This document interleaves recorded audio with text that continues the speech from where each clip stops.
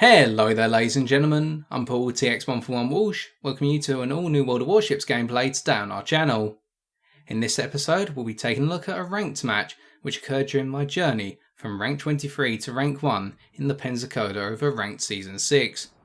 This was my third game trying to take the ship into rank 21. We're on the map Northern Lights, the domination iteration, and straight from the start to provide you my personal insights, I've noticed that this is a 4-cruiser game and my potency will come with range. And you can see straight away that I've noticed that because I'm staying with armour piercing throughout the vast majority of this match. Because I know that the 8-inch guns on this ship, of which she has 10, can do a ferocious amount of damage to any cruiser that sails broadside all the way up to a maximum range of 15.7 kilometres. And whether they are angled or completely flat broadside, she's still got a good chance of penetrating and even scoring citadels. Looking at where our team is going, they're typically drifting towards Alpha. We've assumed that because it is the closer objective and normally both teams gravitate towards there. And we're going to be making our way to the northwestern corner around Alpha to try and get into a position where we can hit the enemy ships, where hopefully they will drift towards Bravo because our team's push will be the more aggressive one. And we can see that of our Bleacher really making a push towards Alpha. But also notice how our Shiratsuyu, the other destroyer on our team, is making their way towards Bravo. And this is a key attribute of destroyer play that I found in ranked. If the destroyers split early on in the domination matches, they can provide additional vision for their team and essentially tell your team exactly what the enemy team's play is going to look like. Although we should note here that this is technically a 6 versus 7 as the enemy team's Leningrad does not join the game at any point. Unfortunate that, but still, we continue. Now the enemy Miyoko, 1 of 2, is spotted very early on, and they drift broadside but we aimed a little bit too high. But it's not to matter, we can always focus our attention towards the enemy York, although we turn away at first to make sure we do not present a clean broadside to the enemy team. And the second Miyoko comes forward, a little bit too far forward in my opinion, and we're going to try and punish them for it. And we're going to see our armour piercing at work straight away as we pick up a 5,000 damage salvo. There we go. And now rotating a little bit back towards the enemy team, presenting a full broadside once more to make sure that we can get all 10 guns off. We want to punish the enemy team early on. We're aiming towards the enemy York here, who is just gradually drifting into our range circle. And at maximum range here, we're going to see at first our salvo's not too good. We've got to try and get the range at first, but the second salvo is going to do the damage. And also notice here how I'm positioning myself with a rock, or a landmass I should say, off to my port side. This is to discourage the enemy team from shooting at me, because typically you can feel discouraged to shoot at targets which can only be slightly seen over a landmass versus those who are sitting out in the open. But with us not being dissuaded from shooting at a York, we picked up a 6,000 damage salvo. But already I've noticed I can't sit here and try to snipe the York any longer, and that is because our team has made a critical error, all of us have, apart from our destroyers. We've drifted too far northwest of Alpha, and the only push we can make is one down the corridor to the west of Alpha. We have provided the enemy team with the ability now to push both objectives, Alpha with the Atlanta-Akatsuki combo, of which our Bleacher is reacting by trying to torpedo the Atlanta, and at the same time the enemy team is drifting towards Bravo in general. So we're making our way back to the northern point of Alpha here to try and take some of the attention away from our Bleacher and to try and hold up the enemy's cap on Alpha, because we cannot afford to let the enemy team get a significant points advantage, otherwise that makes this match even harder in the long haul. Unfortunately for us, our Bleacher does torpedo the Atlanta, very well played to them as they pull back, not without losing a considerable amount of their health, and we do reset the Akatsuki on Alpha temporarily. But in doing that we left ourselves exposed to the enemy Nagato, and they landed a very nice 12,500 damage salvo on our aft. Now we've lost a third of our health at this point, and with the reputation of the Pensacola of it being a very squishy ship, she has very little armour, she's only a heavy cruiser on her guns. As a result, we're going to exploit this now to buy our team time. We're going to be the bait essentially. Now we've already got our Shiratsuyu trying to contest Bravo. They've had to pull back because the enemy cruiser presence is too strong. They've thought about this very well, and they're trying to torpedo the cruisers as they come through. Well, we need to help support our Shiratsuyu's delaying play here. Now notice we haven't typed anything in chat, we're not going to. This is just reading the match and supporting your teammates where you can. This is something I've noticed. Sometimes avoiding talking actually helps your teammates focus on their job and you just help them do what they need to do. And we're going to be providing some long range armour piercing here against the York and the 2 Myokos. And notice how they've drifted quite far forward to their Nagato. They have not got battleship support here, as our team are trying to fathom which way to come round on Alpha. Will they go through the middle of the western corridor to get to Alpha, or will they come around south or north? They're splitting and making the decision right now. So we've got to buy a considerable amount of time with our destroyer. And here we aim at the Myoko and they start to turn bound towards us. The York is also turning bound towards us. Now you have to ask yourself, are they reacting to our ship's guns or are they reacting to the presence of the Shiratsuyu? Well, it doesn't matter which way because they're caught between a rock and a hard place. If they turn one way, they're likely to take the torpedoes of our Shiratsuyu. If they turn the other way, they're likely to take our armour piercing to their broadside and maximum damage. And you're going to see that on the enemy York. They've had to turn bow on towards us to perhaps give pursuit of us and the Shiratsuyu. But in return, our Shiratsuyu is going to land one very powerful torpedo hit on their bow, taking them down to their final third. And we can see the torpedoes on their way now.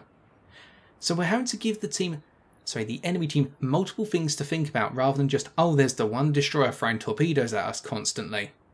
Although unfortunately our Shiratsuyu has drifted a little bit too close to the enemy Myokos, and that is going to spell their doom. But well played to them for what they've done.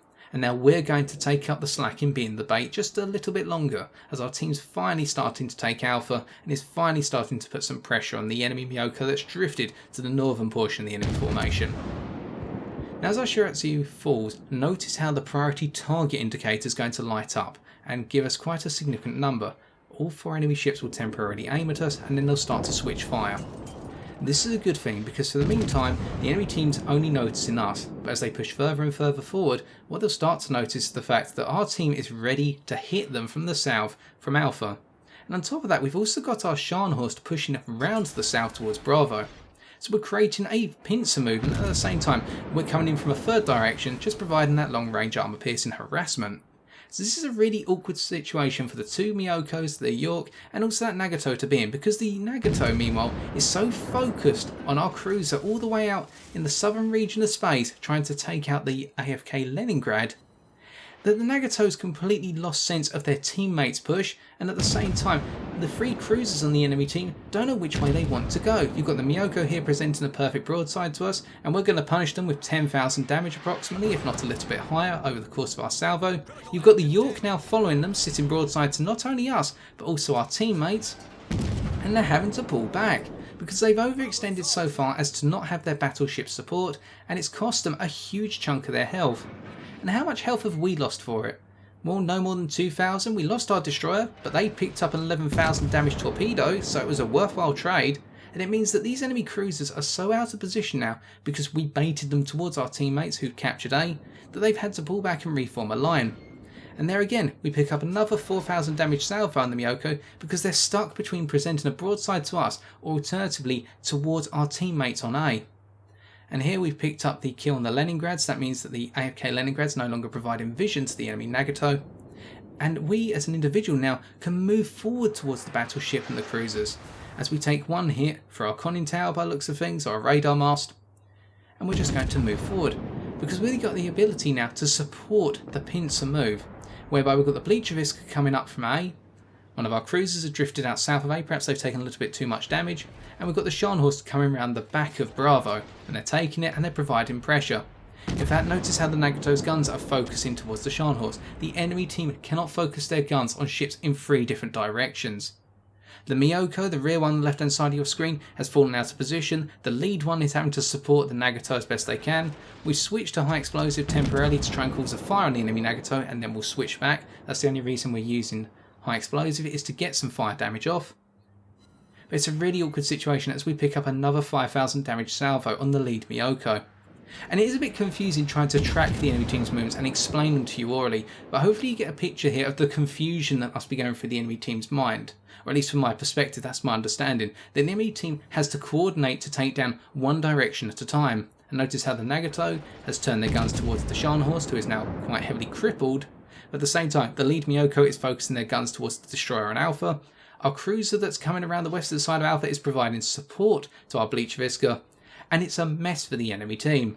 We've caught them in a 3-way fight. That pincer is now shut, as they've lost the rear guard Myoko to torpedoes from our Scharnhorst, and it means the enemy team's now down to 2 ships. Meanwhile, our team's only lost 1. Now it's fair play that the enemy team did have won their ship at the start and it could have made the difference, but even so this goes to show you in a 7v7 how baiting the enemy team into a disadvantageous position and causing them to essentially overextend out of the pace of their own ships can cause utter havoc if played right. You just need someone to dangle a nice bit of feed in front of them, and a Pensacola is a brilliant bit of feed in my experience. So now it's just mopping up. The Miyoko took out our Scharnhorst by setting them on fire, i.e. the Miyoko got killed earlier on by the Scharnhorst coincidentally. The other Miyoko has drifted too far forward that they're going to get ripped to pieces, and it's really just a case of the enemy Nagato being left, as our Miyoko clears out the enemy team's remaining Miyoko, and everybody's just looking at this Nagato waiting for a clear shot. We fire off a salvo here towards their bow, hoping to get some good damage in. Not too bad, 2,700, and we're getting ready for the killing salvo hopefully. It'd be nice to get a kill, and I believe we're quite close to high caliber at this point. There goes our lead gun salvo, can we get it? Well, not quite, but that's the end of the game. A rather clean victory in the end, and we can see that we managed to sneak in a high caliber, whereby we damaged at least 4 enemy ships, the damage exceeding 30% of the total health pool of all the ships in the enemy team combined, and in terms of battle performance, we dealt out 71,846 HP of damage, consisting of 2 Citadel hits, 4 base defends, 1 fire set, and 105 target hits for our primary batteries. Looking at the team scores, we can see that we came top of our team in terms of base experience earned, picking up 1,545, but this was only by a small margin, and this goes to highlight how it was a team effort that secured the victory, not the effort of 1 or 2 individuals. We all played our part.